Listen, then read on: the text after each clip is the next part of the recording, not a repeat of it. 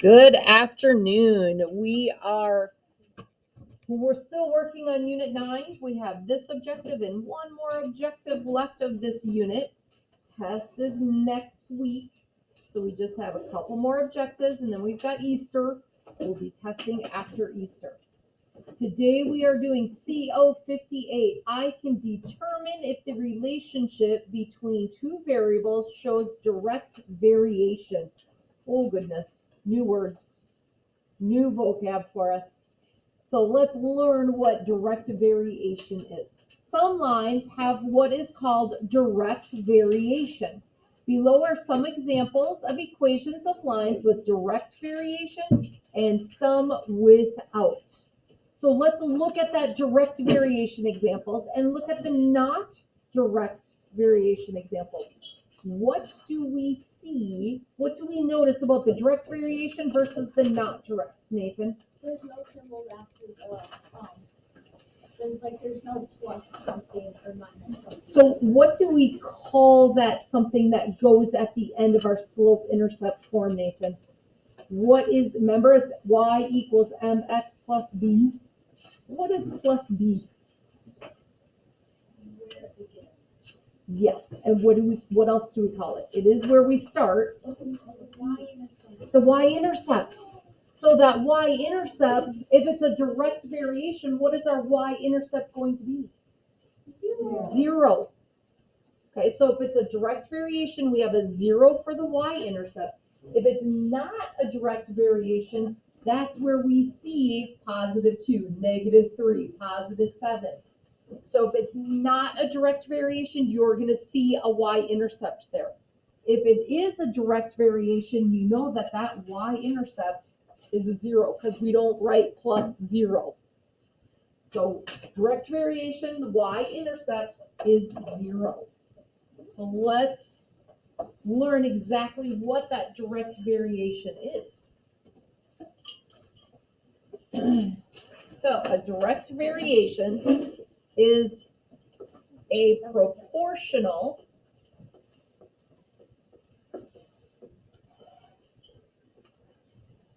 or direct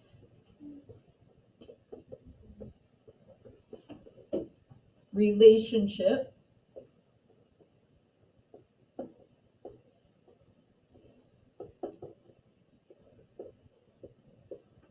from y to x. So remember those proportions. If something is proportionate, as this one goes up, this one goes up the same way. So it's direct proportionate relationship from y to x. A constant of variation would be y divided by x. What is y divided by x? Which is what? Ah, yes. Y over x, which equals the slope. So the constant of variation is the slope of the line, that y over x. So your constant of variation is the slope. Direct variation with a function table. So for direct variation, we're going to simplify it and say the dv exists when y divided by x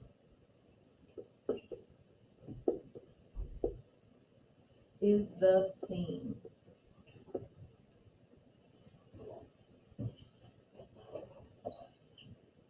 So to determine if each function table shows a direct variation, if it does, you find the constant of variation, the slope, and write the equation of the line in the slope-intercept form. Is there going to be a y-intercept?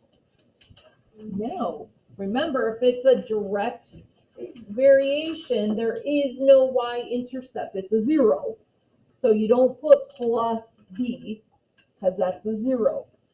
So if the dv exists, you write it as the y-intercept without a 0, so you need to know the slope. In order to find, so when it says the dv exists when the y over x is the same, That's for each ordered pair has the same y divided by x. So when it says that it's the same, you're looking at your function table and you're looking at each ordered pair having the exact same slope. So let's look at our first one. We need to, first thing you do is you look at that y divided by x. So I'm going to do it for each of my ordered pairs. For each one, I need to see all four of them. You can't just do two and say, oh, they have the same slope, we're good. Because what if the last one is not the same? You have to do every single ordered pair in the function table and find out if they all have the same slope. So what would I write for my first ordered pair? How do I find the slope of 2, 4? Leah? 4 divided by 2 equals what? 2. So now I'm going to do it for my next one. I'm going to do 16 divided by 8. Y divided by x. 16 divided by 8 is what? 2. So far, our slopes are the same, but they might not all be. So you have to check every single one.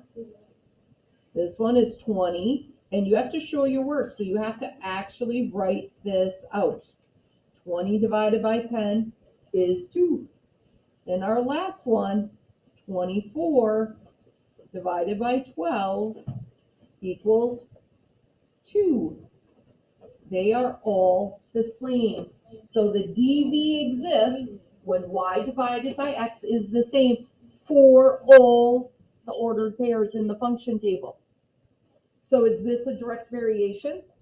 Yes, because our slope is all the same. So what we need to do is we need to write what the constant of variation is. What is our constant of variation? 2. So the constant of variation equals 2. And then it says write the equation of the line in slope-intercept form. How would I do that? If I know the constant of variation is 2, how do I put this in slope-intercept form? Well, let's go back and say, what is our slope-intercept form?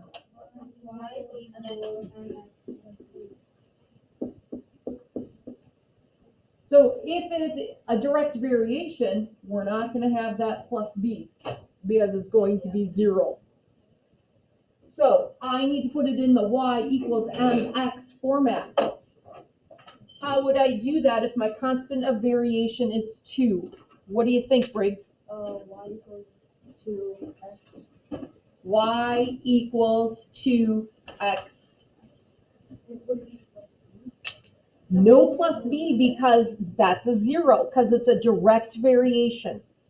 So for the direct variations, we do not have plus b in there because we know it's a 0. So it's just y equals 2x. The slope is our constant of variation. That's a 2. And then we've got the y and the x. So it's really easy to see these big terms, this new vocabulary, and get a little overwhelmed by it. But it's really not that hard. We're just finding the slope, y over x, of each ordered pair. If they're all the same, you know that slope is your constant of variation. That's the m. Put that into the y-intercept form. Sam, what's your question? Okay. So let's do another one together. Let's look at this one. Let's work it through and see if this one is a constant, if it has a constant of variation, if it's a direct variation. So what's my first step? What's my first step, Leah? I need to do my y divided by x. Ooh, that looks messy.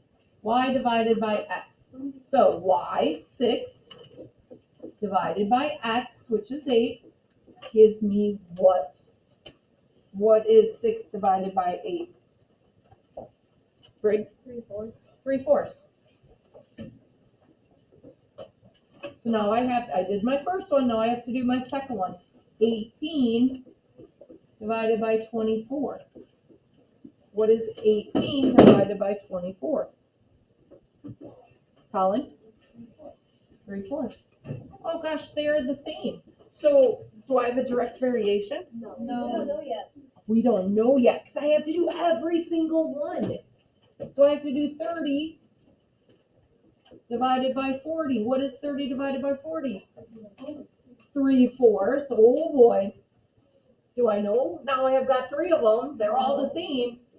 Still don't know yet because I have to do 8 divided by 12.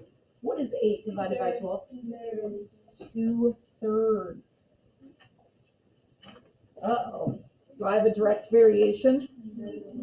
No, because they are not all the same. It is that important that you do every single ordered pair.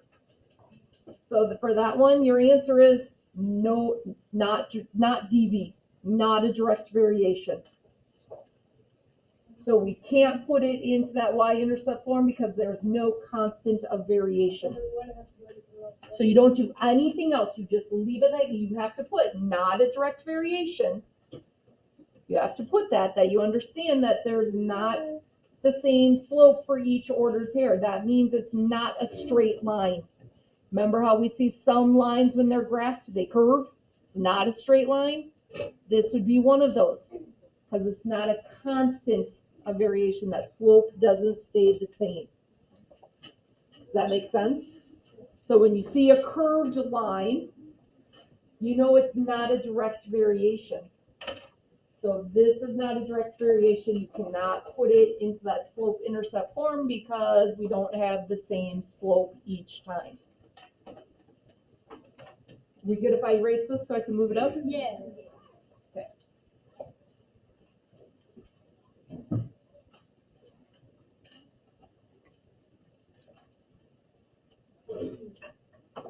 All right, let's look at the bottom of the page. Complete each table given a direct variation exists. Write the lines equation in slope intercept form. So this time, they're saying, you know what?